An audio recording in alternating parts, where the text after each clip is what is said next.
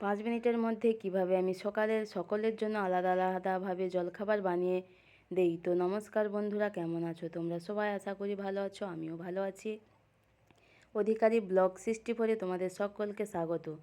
তো এখন আমি চলে এসেছি রান্নাঘরে, আর এখন বাজে 8:30, আর আমি সকলের জন্য আলাদা আলাদাভাবে জলখাবার তৈরি করব। বাড়িতে সব সময়ই তাই হয়, আলাদা আলাদাভাবে তৈরি করতে হয়, কেন একজন এক এক রকমভাবে খায়। আর এখানে আছে অঙ্কুর ছোলা নিয়ে এসেছি, এটা সেদ্ধ করে ভাজা করব। তার জন্য আমি এই যে কড়াইতে দিয়ে দিচ্ছি, আর সময় যেহেতু অনেকটাই কম, তার জন্য তাড়াহুড়ো করে করতে হবে। ওই জন্য এক পাশে আমি ওটা সেদ্ধ করে নেব, সেদ্ধ করে নিয়ে আর এক পাশে আমি ওটা সেদ্ধ হতে হতে অন্য কোনো টিফিন মানে রেডি করবো আর কি। তার আগে এটা আমি সেদ্ধ বসিয়ে দিই। আর এখানে আমাদের গ্যাস লাইটারটা শেষ হয়ে গেছে, ওই জন্য ম্যাচিস দিয়ে ধরিয়ে নিলাম। আর এখানে একটু আমি ছোলার মধ্যে লবণ আর হলুদ দিয়ে দেবো, যাতে ছোলাটা সেদ্ধ হতে হতে আর কি লবণটা ছোলার ভিতরে ঢুকে যায়। আর ভাজা না হলে ভাজতে ভাজতে দিলে কিন্তু মানে খেতে ভালো লাগে না, ওই জন্য আগে থেকেই দিয়ে দিচ্ছি। এবার আমি আঁচ কমিয়ে দিয়ে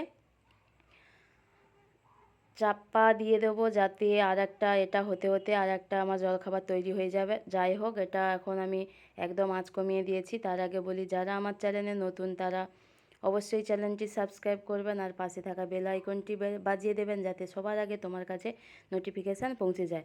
তো আর এখানে মা খাবে রুটি, তার জন্য এই যে কিছুটা আটা নিয়ে নিয়েছি, আর আটাটা মাখিয়ে নিচ্ছি। আটা মাখা হয়ে গেল, এবার বানিয়ে নেব লেচি। আর এখানে 3টে হয়েছে, মা যেহেতু দুটো খাবে আর 3টে হয়েছে, যাই হোক একটা যে হোক খেয়ে নেবে।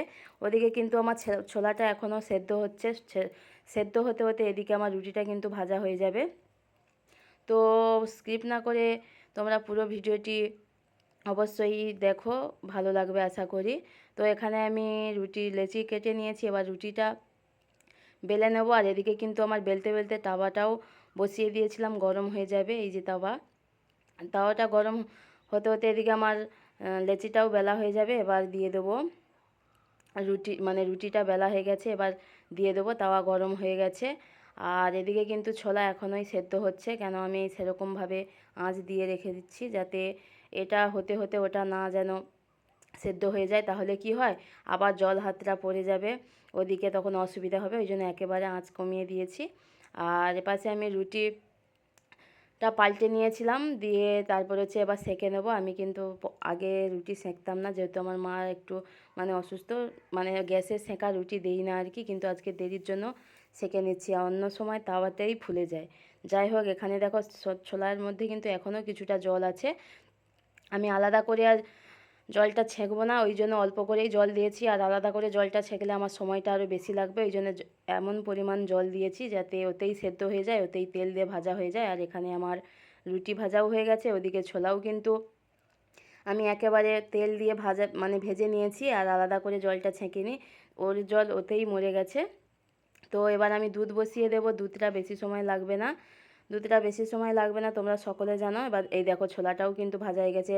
একই কড়াই মানে না ছেঁকেই ওতেই তেল দিয়ে ভেজে নিয়েছি। আর রুটি আর ছোলা ভাজা যে যেরকম খায় তাকে দিয়ে দেবো। এটা মার জন্য এই যে দুধ আর রুটি দিয়ে দিচ্ছি, দুটো রুটি আর দুধ। আর আমাদের দাদা ভাইয়ের জন্য দেবো ছোলা মানে ভাজা আর মুড়ি। এবার পরে আমি খেয়ে নেব, কেন এখনও পুজো বাকি।